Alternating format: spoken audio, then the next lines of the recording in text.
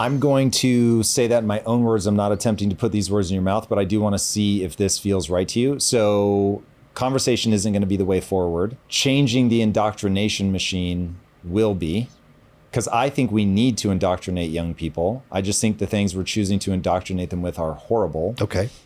Does that... I don't know about we, but they are indoctrinating them with things that are horrible. I'm not indoctrinating them with horrible things. Fair? Okay. Yeah, I think that's fair, what you just said. Yeah. Okay.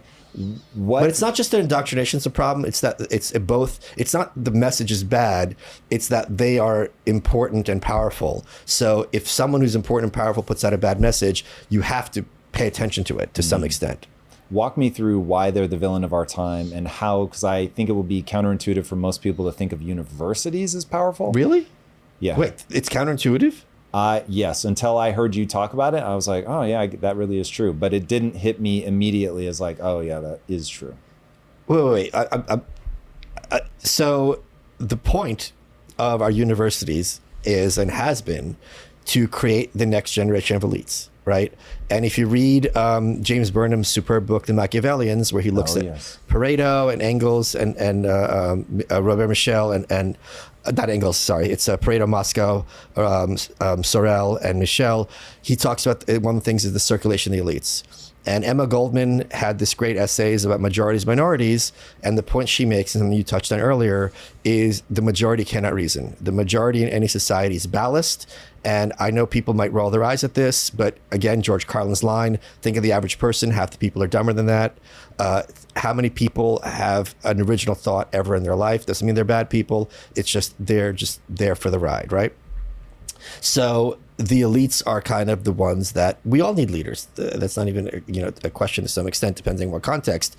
So if you are the one who is, I'm using this word very advisedly, grooming the next generation of leaders, and post World War II and the GI Bill, this was the great middle American dream. It's that my kid is the first one in our family to go to college, and this status, this means something. Like, it's a very clear credential that shows that you are on the ascension, economically and socially and all these other regards. So it's become, this is, I think, the biggest bifurcation in American society, or at least it was the last time I checked, literally last time I checked. It's not gender, it's not race. It is, did you go to college or did you not go to college? Maybe that's decreased since the last time I checked.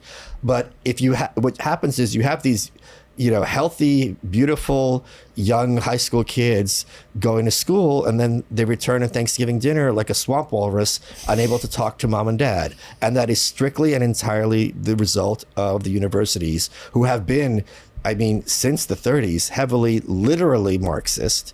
And Marxism is synonymous with the complete annihilation of any society where it takes hold, as I discuss in my book, The White Pill. Why? What's the foundational problem that it introduces? Marxism is literally violently egalitarian.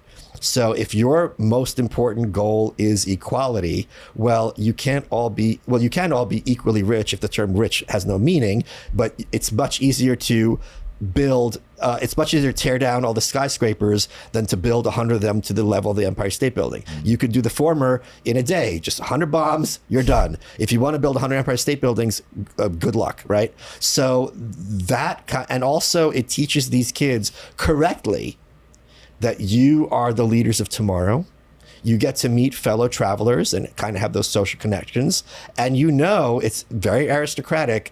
You're the ones who are going to be ruling in 10, 15, 20 years from now. And you're told it is your duty and kind of like, this is why you're on this earth. So there's no sense of humility. There's no sense of, maybe that guy who didn't go to college, he knows a lot of things I don't in his areas, or maybe his feelings and his views should be respected or heard. It's not a thing. It's they're there, we're here, they are there, and they're annoying when they don't know their place, because I thought we all understood. I went to college, you didn't, so therefore I'm up here, you're down here, shut up. It's not just that they're given this sense of elitism, it's that they're fed this violently toxic ideology. So that combination is horrific. It's why you see corporate journalists being so absolutely and shamelessly malevolent and dishonest, which is part and parcel of Marxism. Because leftism, Tom, you and I are no spring chickens. And I say this and people kind of roll their eyes and scoff. When we were kids, there were a lot of bleeding heart leftists. These were older, like maybe former hippies who really were concerned about poor people, and they volunteered in soup kitchens, and they're like, you know what, it's not right that this family, doesn't have health care because mom got sick. And that's coming not from a bad place. And now and people say, oh, that was never real. It was real. You and I knew people like this. It was absolutely real. You roll their eyes because like you're so kind of like earnest, but that's not a thing. Now it's just very much kind of the revolution and control and domination. And there's no reason that former brand of leftism can't be resurrected.